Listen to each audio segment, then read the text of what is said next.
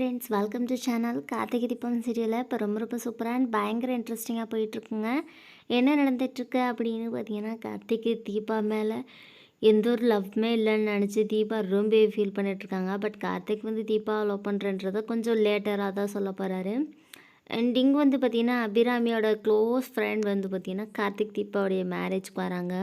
So அவங்க வந்ததுக்கப்புறம் அவங்க கேட்குறாங்க, என்ன கல்யாணம் தானே, இல்லை ஏன் எல்லோரும் இவ்வளோ அமைதியாக இருக்கீங்க, வாங்க கார்த்தியோட கல்யாணத்தை ஆட்டம் பாட்டோன்னு என்ஜாய் பண்ணலாம் அப்படின்னு அபிராமியோட ஃப்ரெண்ட்ஸ் சொன்ன உடனே எல்லாருமே டான்ஸ் எல்லாம் ஆட ஸ்டார்ட் பண்ணிடுவாங்கங்க. ஸோ அபிராமி, ரம்யா, அதுக்கப்புறமேட்டு தீபா, மைத்திரி, மீனாட்சின்னு சொல்லிட்டு ஸோ எல்லாருமே டான்ஸ் ஆடுவாங்க.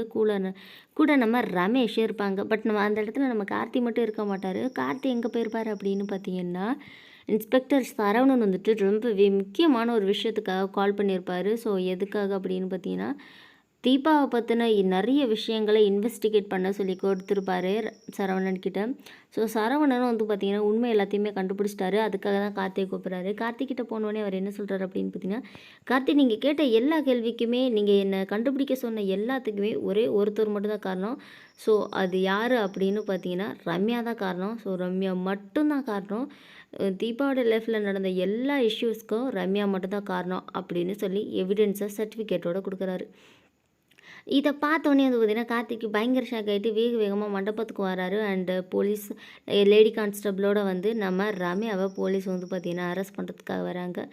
எதுக்காக அப்படின்னு சொல்லி தீபா கேட்குறாங்க. உடனே கார்த்திக் வந்துட்டு, உன்னோட பிரச்சனை எல்லாத்துக்குமே உன்னை கொல்ல பார்த்தது, அதுக்கப்புறமேட்டு உனக்கு ஜூஸில் மருந்து கலந்து கொடுத்தது, இப்போது ரம்யா அவங்க அப்பாவை கொலை பண்ண பார்த்தது, ஸோ இப்படி எல்லாத்துக்குமே வந்துட்டு ரம்யா தான் காரணம், அதனால ரம்யாவை அரெஸ்ட் பண்ண வந்திருக்காங்கன்னு சொல்லி சொன்னோன்னே ரம்யாவை பார்த்தோன்னே தீபாவுக்கு பயங்கரமாக டென்ஷன் ஆகிட்டு பல்லார்னு ஒரு அறை விட்டுறாங்க.